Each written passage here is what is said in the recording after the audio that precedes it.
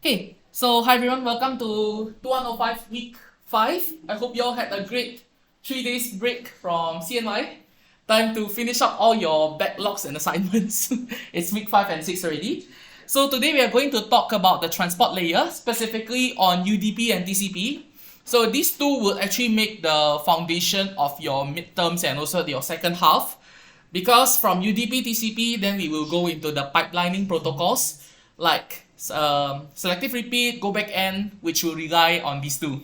Okay, so the pipelining protocols might be the more tougher version of your midterms, but this is the foundation. So in case that you have any questions, anything to clarify, please make sure to ask anything here, because I felt like the entire thing of the main module, the center is actually this point. Okay, so transport layer is actually we are trying to go down from application layer down to the second layer. And when we go down, we are going to face with what we call unreliability. Okay? Why do we say so? Because your network layer here, network layer is actually unreliable. Okay? But your application layer wants reliability. So transport layer is actually the bridge between application and network. Transport layer provides you the illusion that this is a reliable network, while it builds on top of an unreliable network layer. Okay? Thus, it actually relies on unreliability here. But before we continue further, what do we mean by an unreliable network?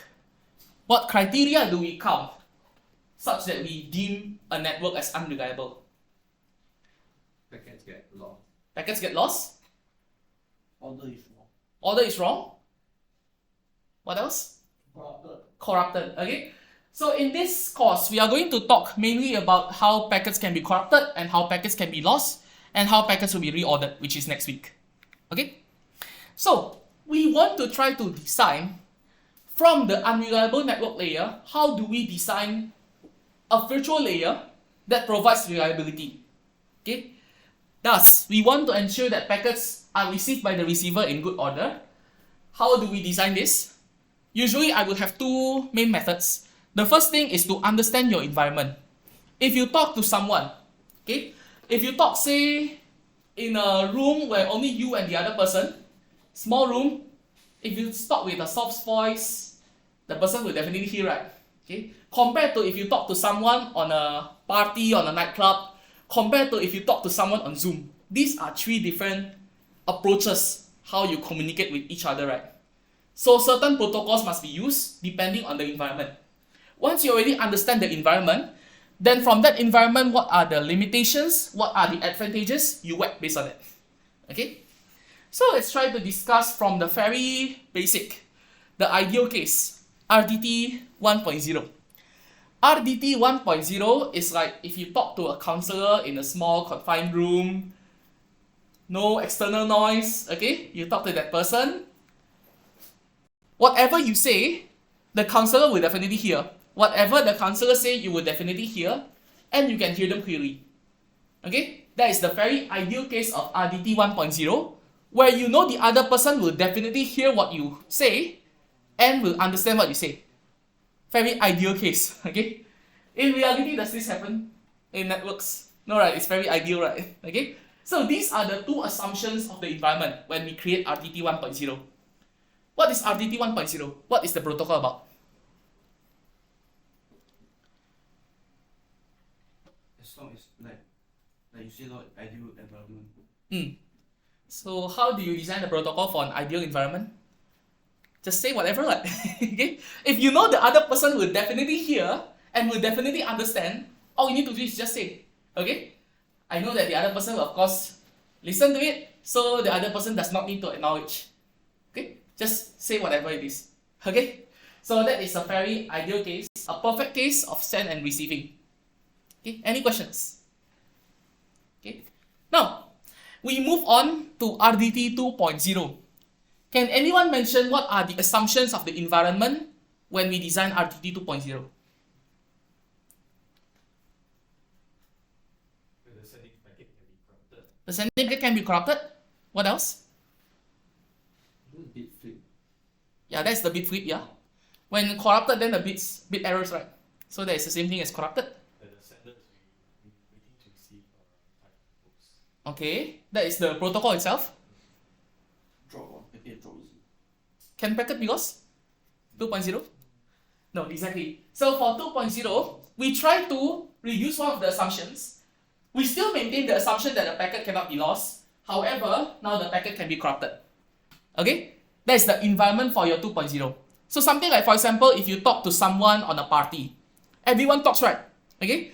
Now, for example, I talk to Tom.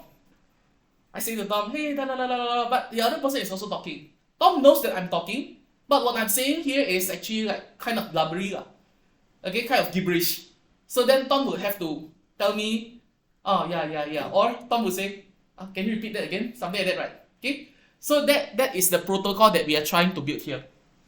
Okay? Thus, for 2.0, we need to specifically design it to handle bit errors. Okay? So, 2.0. Alice is talking to Bob. Hey Bob, 9 plus 10 is 21. Okay? But everyone else also talking here. So, what does Bob need to do once Bob receives this from Alice? Verify. Bob has to verify. Say, oh, okay.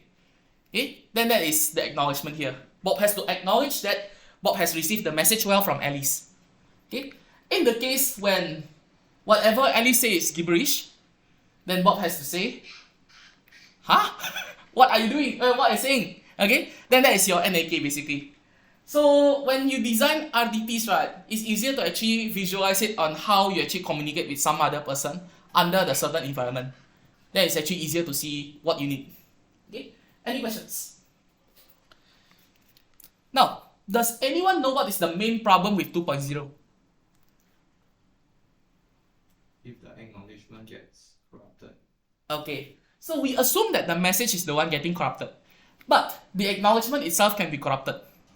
Okay, in this case, then Alice will not know whether Bob has already received it well or Bob actually gets it corrupted. Okay, why is this important? So for example, if the main point of the communication is, for example, you have a lottery ticket, right? You want to read down the lottery. Okay, for example, I say to Edmund, okay, the number is 15. Okay, then Edmund says, okay, but I didn't know if it's okay or not. Okay, thus on my side, if I'm unclear, then I have to resend, right? So I resend 15. But on Edmund's side, he might think that this is already the second number.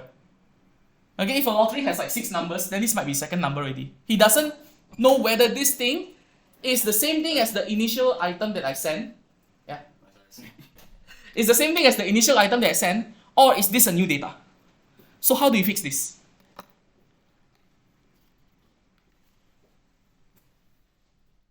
That is when we introduce 2.1. 2.1 is just RDT 2.0, but we attach a sequence number to it. Okay? So, if I attach a sequence number to it, I will say to Edmund that this is the first number. In the case that Edmund receives another 15 again, he can check the tag if this is actually the second number or the first number. Okay? If it's the first number, then he can just discard it. Okay? So, this 2.1 is actually to handle duplicates in the case where your ACK or NAK is corrupted.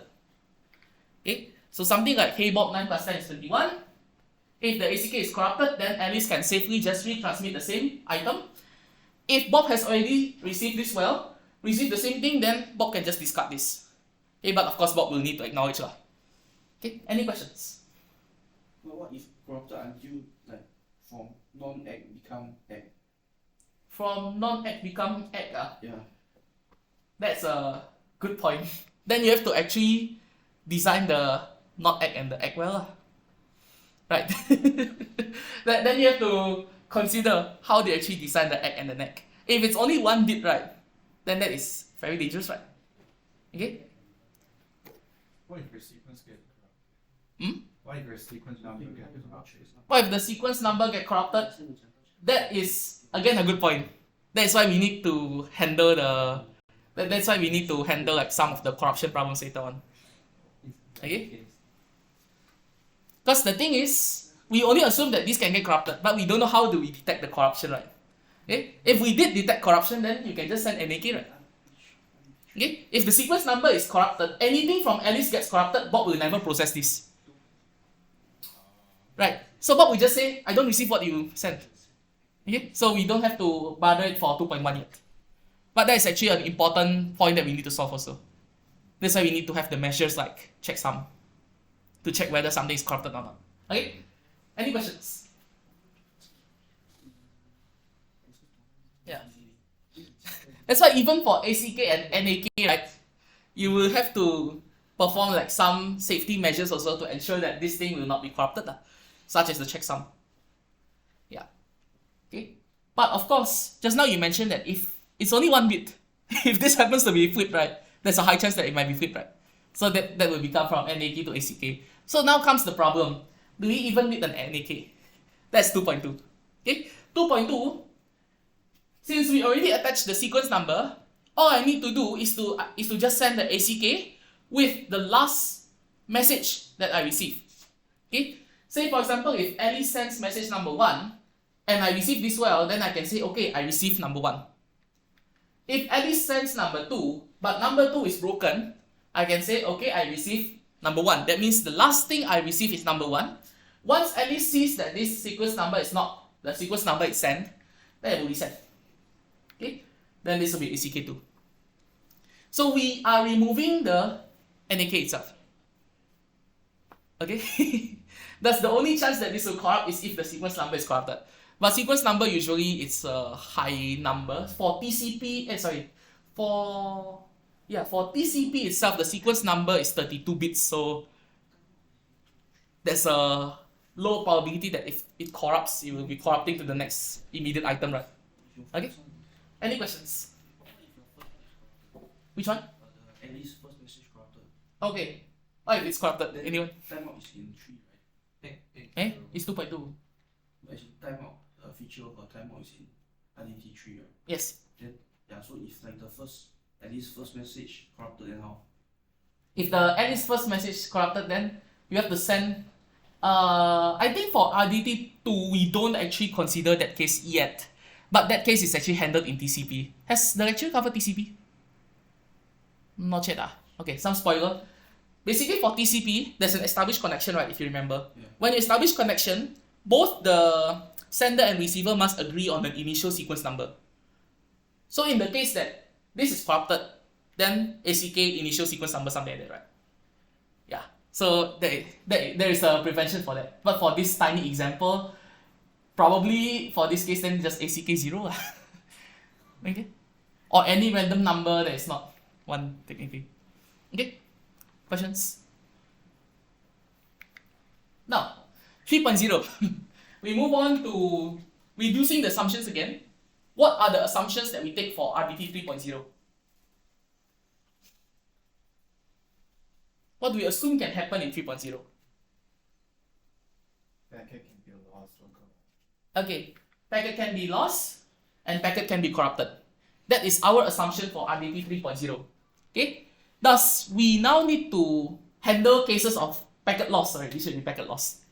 Okay, RDT 3.0 is like you are talking to someone over Zoom. Okay, what happens if you talk to someone over Zoom? Say for example, I talk to Abi. Abi's at the very far back up. Okay, I say to Abi, hi Abi, what's 9 plus 10? No sound. What happens? What should I do? I wait 3 seconds, maybe it's a delay, right? If still no response, I will say, Abi, are you there? 21, yeah, now I receive. Okay? So it's exactly how you model the RDT 3.0 in real life. Okay? Because whatever I mentioned just now, my message may not reach to Abi if there's a connection error. Okay? So I will have to make a prevention. That is, I will have to wait first. I recheck if Abi is there in the first place.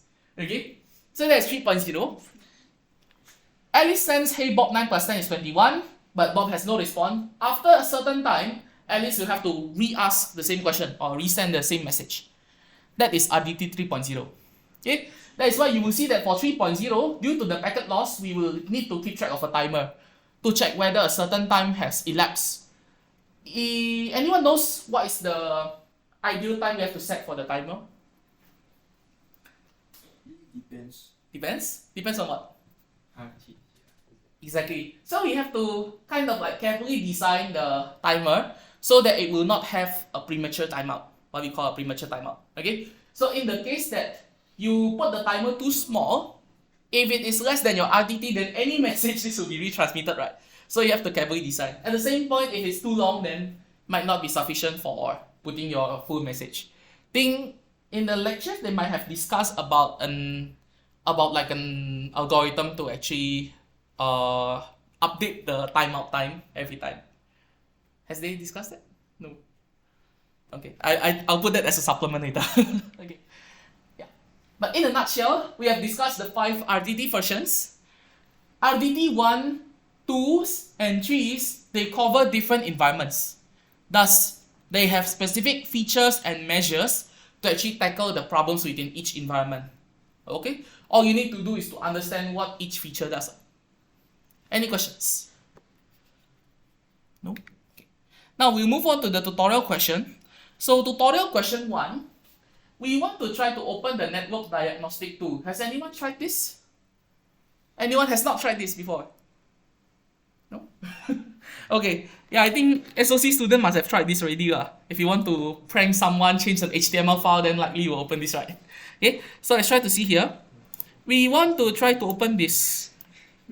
We want to try to open this tiny.cc/atupas. Okay. Now, there's a form here. The form asks you which grade do you expect to get for this module. Everyone in unison, 3, 2, 1. Okay, so if you put F12 or Ctrl-Shift-I on Windows, then you will see this. If on Mac, then you do Command-Shift-I lah. Then you will see the network diagnostic tool. Here is the case for Chrome. I felt that for Firefox has a different engine, so I think the request should be the same lah, still. Okay. So say what grade do you expect to get for this module? I expect everyone to get A+. Okay, so let's put A+ here. Then once we do a submit, now we see that we have lots and lots of requests here, right? So we are going to specifically see the form request here. Can anyone mention what is the request method of this form? It's post, okay, based on here. So you will see that there's a request URL, which URL you're actually posting to. There's a request method and also there's a status code. In case you want to try to see, these are like some of the more HTTP headers.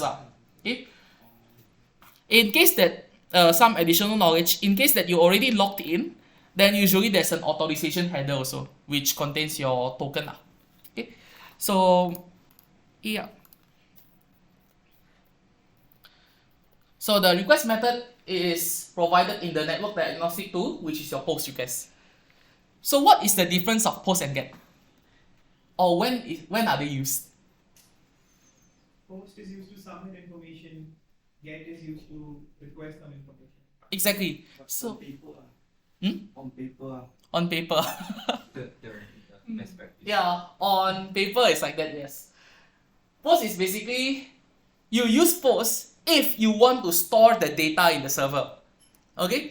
Because you can technically send information using get, right? If you do get with say like some query parameters, it's also possible. So there's still some information that you send. However, if you want to store the data, then that is your post. But if you want to retrieve information, then that's get. As what Edmund mentions, this is theoretical, right? Okay. So in case that you are planning to be a backend developer, these are some additional knowledge. Get is used for retrieving data. Post is usually used if you want to say submit a form or if you want to create a new object in your database. So say you have like a form entity. If you want to create new objects in your database, then that is when the post request is used.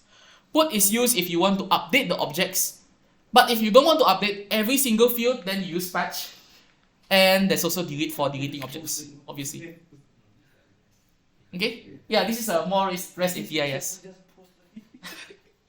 Why is this important? Because I've worked in a team before. One of them actually put a delete endpoint as a post request. Okay? So, if you want to be a backend developer, be a backend developer, guys. And be a better backend developer. Okay? Any questions? What's the difference between patch? Okay. Put is if you try to use put, you have to update every single key. So for example, I have like a small entity, say there's a name, email, password. Okay? Say for example, let's not put password. It's a bad idea. say Telegram handle. Okay, this is my, say like my Telegram profile picture. Okay, suppose I want to change my name from Jason into what? Into Lee Min Ho, for example.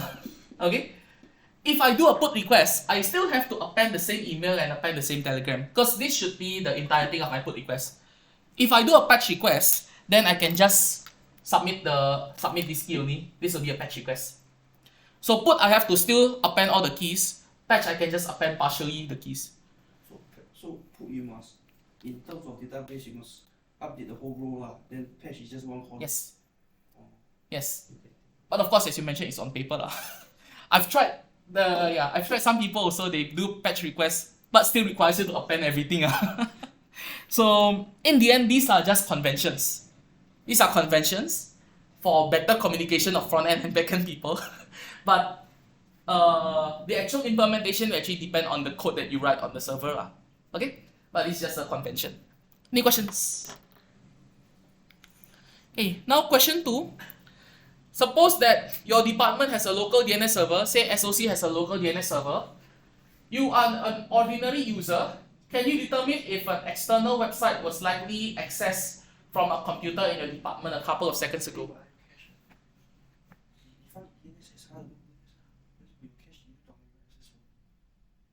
I've seen some discussion in front. Anyone? Yeah. Yeah, you can just use the big Okay, how do you use Dick? big for example, it is Sorry? Repeat again. it is like a CNN website, right? Then it's like big CNN.com. Okay. Yeah, you can use the command called Dick. What's your name again? Jun Fang.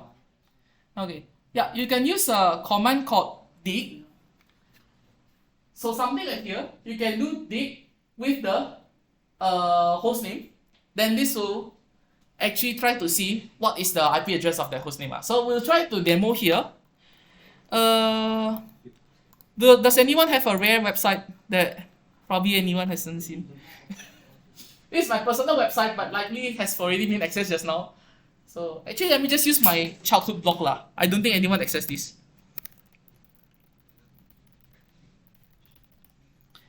Oh, someone accessed this. Is it me? Never mind. Or should I have a www? I forgot if there's a www. Never mind. Okay, so let's see. So something like this. I can do, say, dig with this host name, which is my personal website. Okay, JasonChristopher.space. Then you will see that there's a question section here, basically what I want to query. Then the answer section, which tells me the IP addresses of this host name. But the important thing is actually from here, the query time 39 milliseconds. What does this query time tell you? Has anyone accessed this? So you can't really just judge based on the query time, right? Because query time is relative. If in the case that your local DNS server actually runs on a slower machine, then that might actually affect the query time. So to actually test it again, then you will have to redo this. Now you see that the query time from 39 milliseconds goes down to 19 milliseconds. Then likely someone has already accessed it. Okay, so it's kind of relative. But you will see here that I put dig-ta JasonChristopher.space. If I do say, for example, dig JasonChristopher.space, then this also works actually. Yeah, this also works. But what does the -t and the a mean? Anyone knows? T is not time. So this is the dig command. This T here, if you work with lots of Linux stuff, you will see that anything that has a dash is likely a flag. Okay? So this T is actually the type. What is an A? No, it's not authoritative. It's actually between these items. A is an address. Okay? If I do say, for example, the dash T is MX, then that is a mail. Okay? If I do this as dash T CNAME, then that will be the canonical name. Okay? So this is basically querying the type itself. Has the lecturer discussed this? Briefly lah, okay. This might come up in midterms. Okay? Important thing to note is you need to know what is A, what is MX, what is CNAME, and what is NS. Okay, that's the most important thing. So that once you see a dig query, if it has NS, then you know that the IP address, does it belong to the server or does it belong to the DNS server? DNS server, exactly. It's a common midterm question, by the way. Okay, so yeah. Let's try to do a dig command with a popular website. Say for example, dig facebook.com. Okay, this is facebook.com. How many IP addresses does Facebook have? One. One, huh? Why is it one? Because on the answer section, you will see that the address is only one. Okay? What does this CNAME mean? Canonical name. So if I try to copy this and I try to run it on my browser, wait. I think, okay, never mind. I'll try Yahoo. Wait, I think it's the last dot. You try. Oh, it's the last dot. Ah. Remove the last dot. This is incognito. Ah. Oh, cannot also. Ah, screw it. Okay, let's try yahoo.com. Ah, yahoo.com. How many IP addresses it has? 4, right? Now my question is, what is this IP address? What is this IP address? 172.23.192.1. The server that reply the DNS query. Exactly. So you see that the server here, both of them are the same, right? These are actually your local DNS server who is replying to this query. Okay, so don't confuse this with the IP address of the reply, the host name. Okay, so see here that Yahoo also has a canonical name. If I try to open this, then you will see that it will actually redirect to Yahoo. Okay, although I think it's a different Yahoo. Yeah, but yeah, you get what I mean, right? So canonical name is actually just redirect. A redirect. It's an alias, what we call it also. Okay, any questions? Question? So like the canonical name it returns to which one is the true name? It's not a true name, it's an alternative name. Yeah, but you have an alias of a true name, right? Yeah. So is www.facebook.com the true name or is that the thing it returns? The thing is, both of them are considered correct names, right? Yeah. That's why it's called canonical name, not actual name, right? I could name it as a name instead. But it's just canonical, so it's identical. But what is the host name in a sense? The host name then, the host name at some point it should still be this one, right? But both of them should be acceptable as host names. I see. It's just canonicals. Yeah. Is there any difference between host and server? Is there any difference between host and server? Anyone would like to answer this? It's a fun question. The host is in this context, like the device, so there's no like really server here. I don't understand. Anyone? This is a fun question. Because Yeah. I think it's because normally in class there's like server and like host being used, but in this context it's only host. Okay. So here's my personal take, right? When you say host and when you say server, let's try to think of it in a more like, how do I say, in a more real world manner lah. Okay? If you go to a house, there's a host, right? Host is basically whoever owns the house. Correct? Yeah. Then there's a server. Server is someone who serves you right side. Okay? So in the case that both of them, say for example, the same host is the one that serves you, then they are identical. Okay? But a host can also be a client. That's the thing. Okay? So if we say like a host is usually the device. Okay? Host is usually the device. Server is if it actually responds to a service, then that's a server. Okay? But in this case, since we have, for example, yahoo.com, okay? Yahoo.com, we don't really want to know which specific device, right? Because that will be the IP address itself. Okay? But we know that the house itself is owned by yahoo.com. Okay? And at the same time, this yahoo.com responds to services. For the case of yahoo.com, then the host and the server is interchangeable. Okay? But you should not say that a host is a server because the host can also be a client. That's why we say like two hosts are connected One of them can be a client, one of them can be server. Depends on who serves who. Okay? So in this sense, like for example, for those big companies, you may have like different physical devices to Yes. to serve that. Yes. Then what IP address it returns, like because you have like different devices connected. Yeah, so that would also depend on how they actually manage the IP addresses, right? How they manage the devices that handles. That would depend also. For example, if proximity is considered or load balancing is considered, then that also So you'll differs. just return one of It only one of them would be responding, right? Technically. You can't say like all four of them respond. Unless if it's a distributed system, then it's a different module already.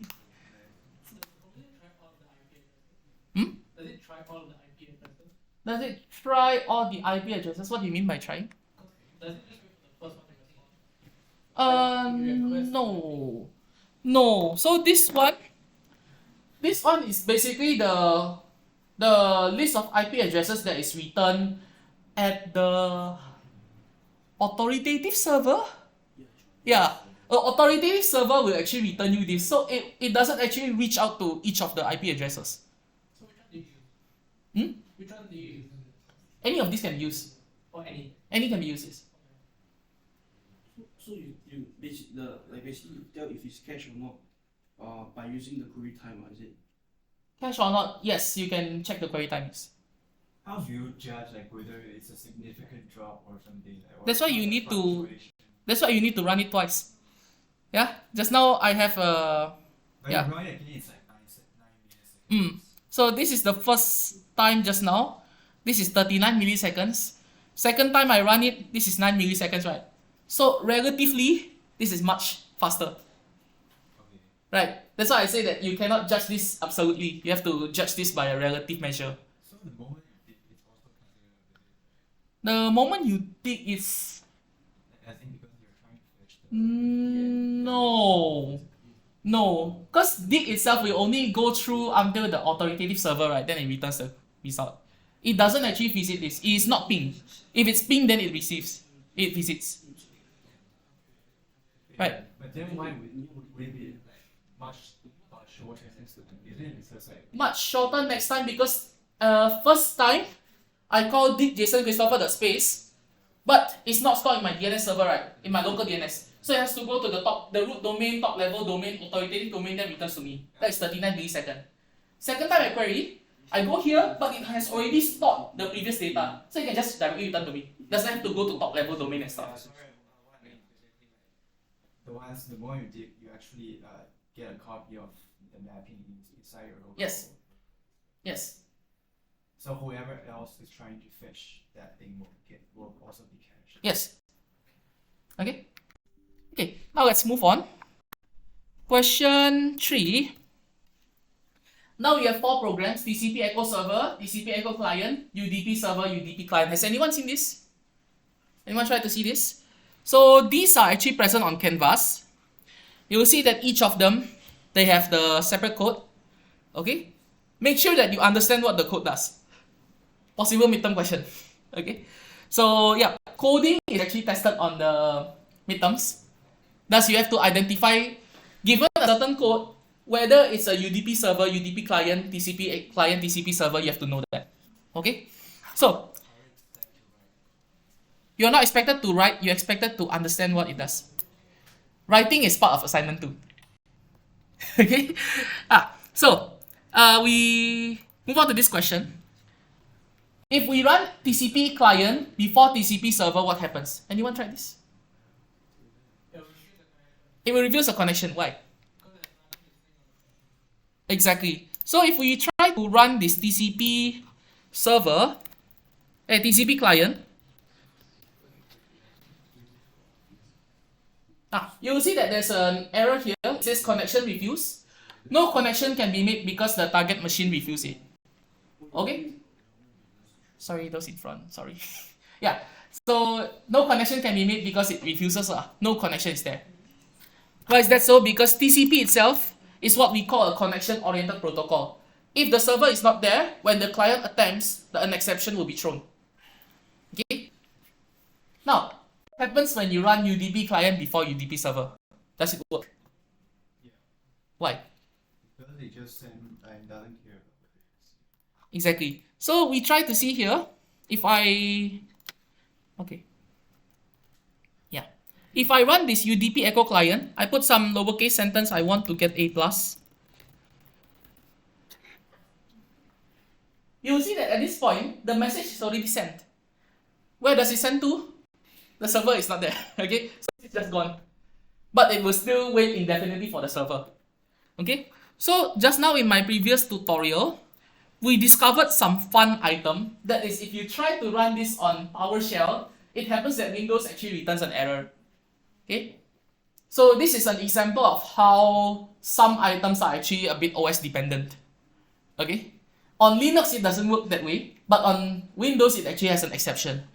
This is why it's important for you to try to run your assignment 1, 2, and 3 on the STU server, because there might be some OS differences that might cause different problems. Especially when we have like timeouts and stuff, then you will see that it's better to actually try it on the actual development environment. Okay? Any questions? can I ask, like, what's the difference between domain and host name? Domain and host name. I think it should be similar, yeah, in any case. Should be similar.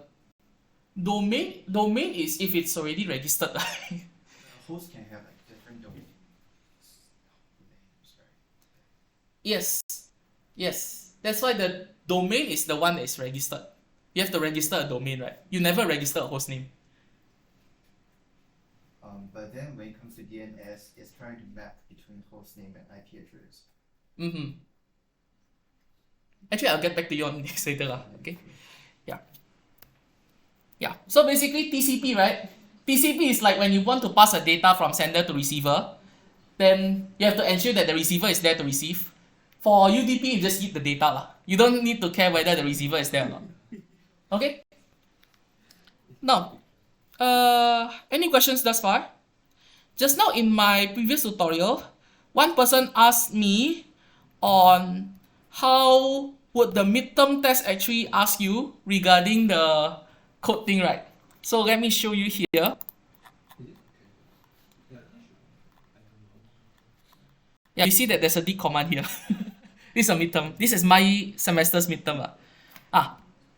So you are expected to actually understand how this Python code actually works. Okay? If this is similar to the past semesters, then likely your midterm is a MCQ. But since the semester's lecture is different, so might want to adjust with the lecture also. But from past years, you are expected to understand, in this case, whether this actually is a TCP client, TCP server, UDP client, or UDP server. Okay? I will not spoil the you'll discover first. Lecture should be covering this already. Okay? You don't have to know what the Java implementation is, what the C++ is, because the lecture covers in Python, right? So you're expected to understand how this works. Okay? Okay. So suppose that we have a process that has a UDP socket with port number 6789. And A and B each sends a UDP segment to host C with destination 6789. Both of these segments will be directed to the same socket at host C? So the socket consists of IP and port, so no. No? What? The socket consists of IP and port. Okay? If they have the same destination host, they have the same port, will it be the same? Yeah. The destination socket is same. Yeah. Okay. Anyone else? Same? Yeah, No? it's the same. Same? Okay. Yeah, it will be the same socket. However, what about TCP? Will it be the same socket? Yes, no, yes, no, yes, no. Why no? Because it will make a copy of all the original socket. Okay, that's correct. So for UDP, UDP is a one for all item. So one socket is used to serve all the clients. But for TCP, this is important to note. TCP will still maintain one socket. This socket is what you call a welcome socket. So say 6789, this will be the welcome socket.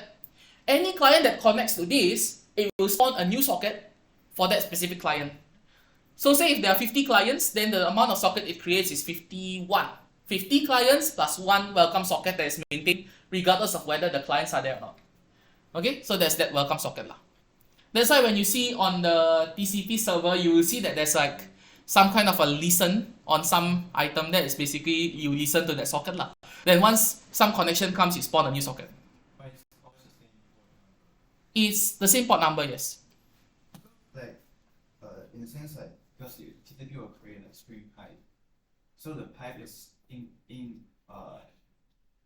it's like in between the sockets. The pipe is what do you mean?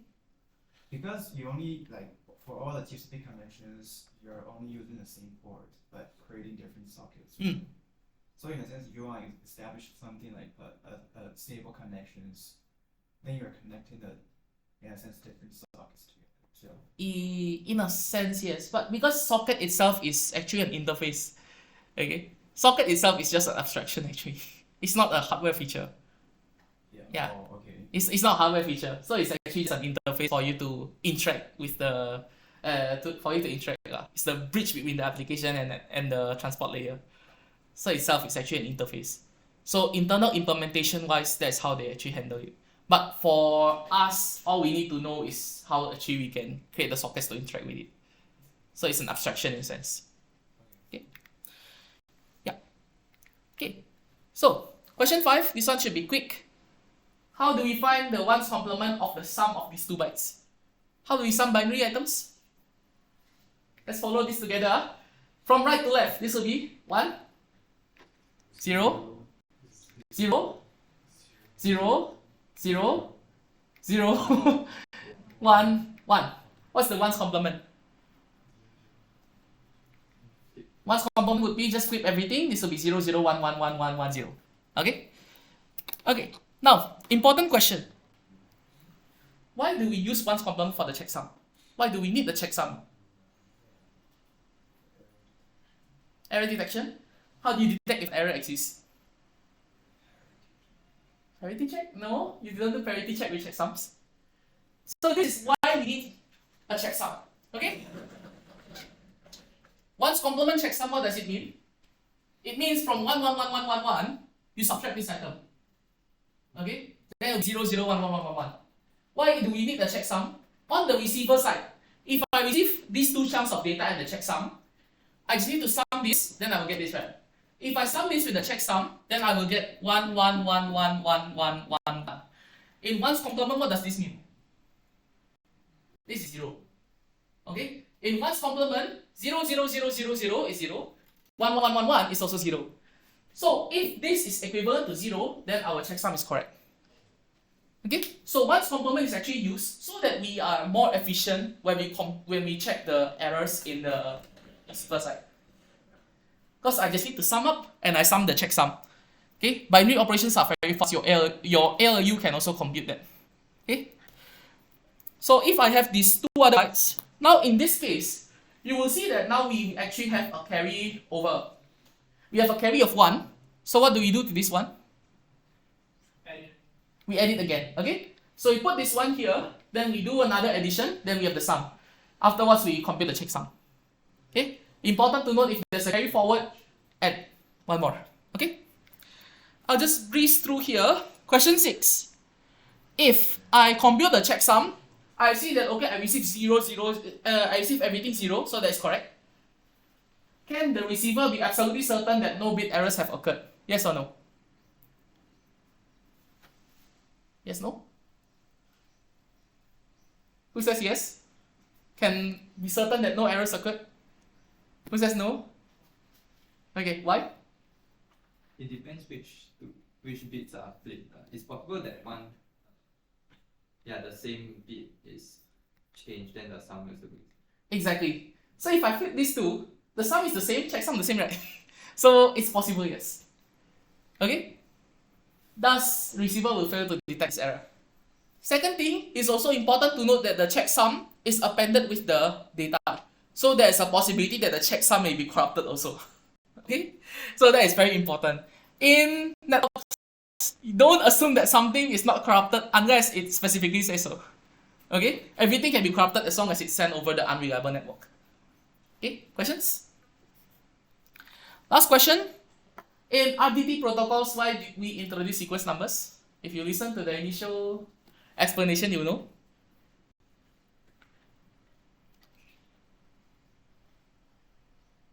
No one knows. Why do we introduce sequence number? To prevent duplicates, exactly. So since the current RDT protocols from 1.0 up to 3.0, these are what you call stop and wait protocols. Thus, we ensure that only one packet is sent at each time, right? Okay. But later on, when we move to pipelining protocols, this sequence number will be used to actually to maintain a good order.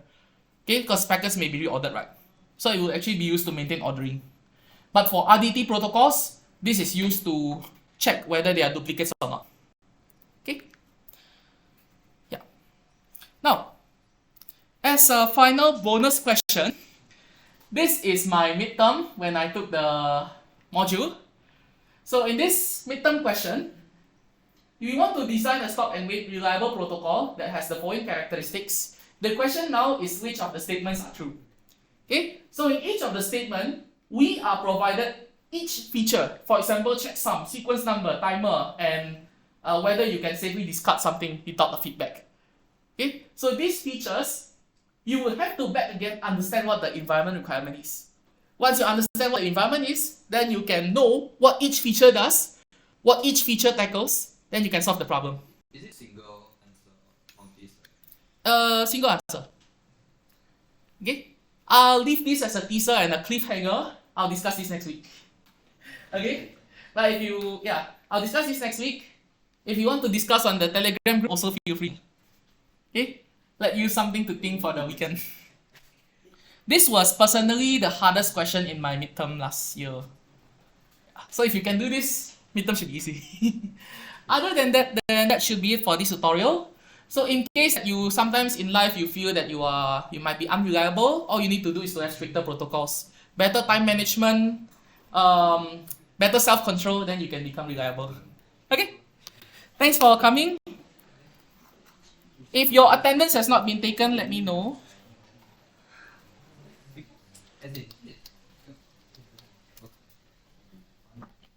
Abi is here, right? Yes, there you are. Seven. Yeah. Chi Kwan. Yeah. Thank you. Okay. Okay, thanks. Thank you. Is James here? James? No? Jody? Hiwei? Here. Yeah, okay. Shihui? No? Stefan here, right? Okay. Yep. Okay. You understand what the name server is, right? Okay. So that's it. This is you. Okay? You want to contact my website, which is my jasonChristopher.space. Okay? But the thing is, you don't know what address this is. Okay? Thus, you have to ask someone who might know the address. And who knows the address? The DNS, exactly. So you have to query your local DNS server. Okay? Your local DNS server will now query your root. This will query the TLD until it gets your authoritative right. Okay? Once it goes back, then you now know the address of whatever my server is. Then now you can connect. Okay? The address of the server, this is your address. The address of the DNS servers, that is your NS. Okay? Oh, this one should not be there. Locally should be in the query server, just now the mentioned at the bottom. But if let's say the record in your local, is there any established If you have a record. So, only because DNS runs over UDP. okay. Only what the root and all this. Even this is over UDP. Also UDP. Yes. Oh, okay. Because all you need is path, right? You don't need to arrive out. If it fails, then just reset it. No harm. Just wanted to mark my attendance. Okay, yeah. Yeah, I marked yours already. Alright. 续回 Shihui, okay. Jody. Jody, okay. Thanks. Actually, what do they mean by server use connection to identity client? Because I thought you also must still send your source IP and Yes. so why is it different from UDP? The thing here is, it's more like if you on the server perspective, right? When you create a new socket, then you have a socket object. If you want to identify the client associated with this third socket, as long as you have the reference to the socket object, you know what client is already, right? Also, Yeah. So in a rough sense, right, if I'm the server, if I can maintain a mapping of, for example, what socket connects to what client, then it's already enough, right? But on the UDP side, since everything is only in one socket, then I will have to identify each client by their IP and port, right? Yeah. But in the end, if I send the HTTP message or something like that, there will still be the network headers that will use the IP again, right? But on the program side, if I want to identify a client, then I can just identify based on the socket. oh then I want to ask you one more. It's during lesson, right? Wait, I'm sorry. Yeah.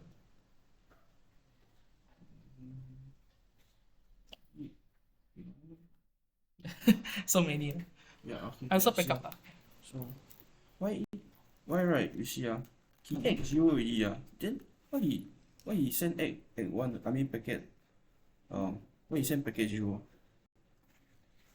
Yeah, because in this condition, this is when you only uses 2-bit numbers, No, but 0 and 1 only. So once you finish 1, you repeat again from 0, then repeat to 1, then you repeat to 0, you repeat to 1. Because the goal here is, since it's a stop and wait, right? There's only going to be one packet at a time. It's either the previous packet or the current packet. also the 0 is not as in literally like. It's not the 0. It's basically the second packet, modulo 2. Oh, James? Yeah. Okay. Thanks. Thanks. Just a